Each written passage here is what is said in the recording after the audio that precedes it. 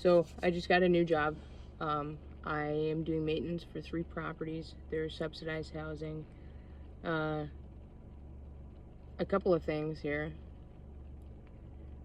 Right now I have to wait until my 90 days is up before I could have health care. I'm on a probationary period and then I get to apply.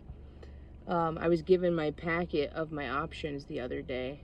I knew it wasn't going to be good, but I didn't really know what to expect. So check this out. I will tell you private information about what I make yearly because this just blows my mind. But I did the math, and with no overtime, I'm going to make about $41,000 a year.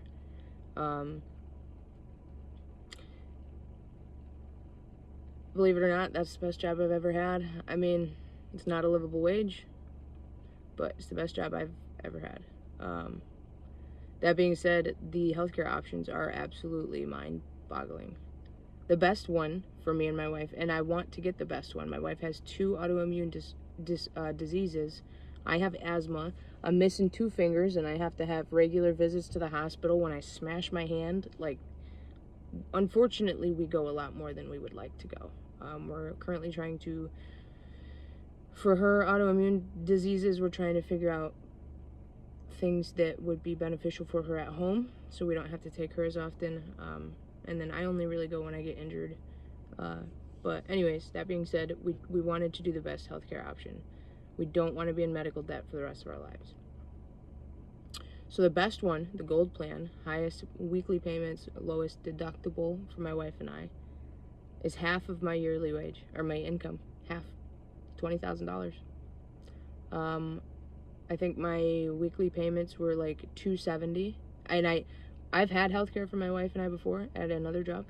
My weekly payments for both of us, and this is just for healthcare, by the way. This is not dental, this is not vision, this is not an HSA card, this is just medical.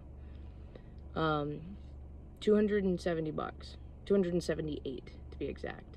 And my other healthcare was like 40. Maybe, I can't remember if it was 40 or 50. But the other healthcare plan that I had, I added dental, I added vision, I added life insurance, pet insurance, and I had an HSA card. Okay? And the best plan for this new job, since everything has changed, my copays for the hospital will be $350. I've never had that before. I've had $100 copays for the hospital. And there are times we go to the hospital a lot. Like when my wife's heart is pounding out of her chest and she's having heart attack symptoms, she goes to the hospital. I drive her. I don't care if she's 20, if she's too young, you know what I mean? She's in her 20s, and every doctor says she's too young to have a heart attack. That is not true. These doctors are not educated, and that's why we have to keep going back, because they don't fix the problem. Now the worst option, the bronze plan here, I think that the payments, they were 100 and something. We'll just say 150 because I don't remember. The deductible was almost $18,000.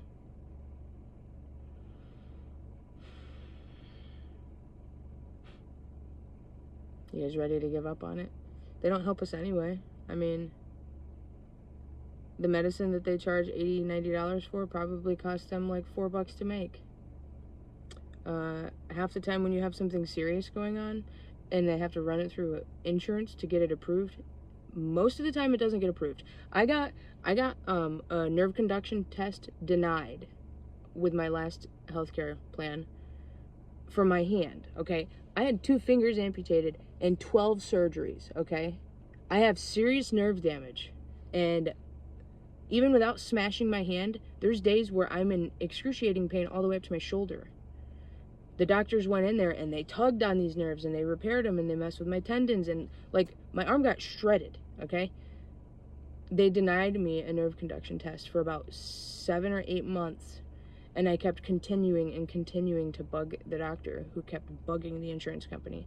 And finally, they approved it right before I lost my health care, and I never got to get it done. So, I don't have any solution to this problem right now. Icy hot patches, they help sometimes, but not all the time. The medicine that I've been given does not help. The gabapentin does not help. So I'm aware that I'll have to deal with it for the rest of my life. But the fact that the insurance company denied me a test that was actually very important. And my wife, she has an insulin resistance. She's got POTS and an insulin resistance. And she, at first, we thought it could have been type 1 diabetes because we weren't educated. We had to read more. And when she brought it up to the doctor just said, no, you're too old. You would have been diagnosed when you were younger. You don't have it. And moved on. Didn't try to figure out why her glucose levels were maxing out her tester. They max out at 600, okay? Often, her glucose levels would be so high that it would just read high. That happens after 600, okay? Anybody with diabetes knows how deadly that is. Doctors blew it off. The entire healthcare system, not just the insurance companies. The entire healthcare system is a complete joke. Like, I have not stepped foot in a college a day in my life, and I would be a better damn doctor than half of these doctors who make quadruple the amount of money that we do, okay? Because all the real doctors, all the ones who actually knew what they were talking about and thought outside of the box, they left when COVID happened because they refused the vaccine and they didn't want to lie to their patients, and they left.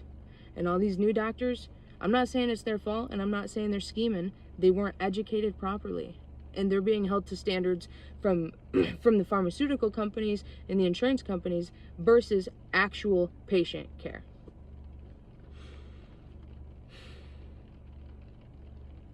Everything that is happening in this country is a complete joke, except for watching our community come together to try to feed one another.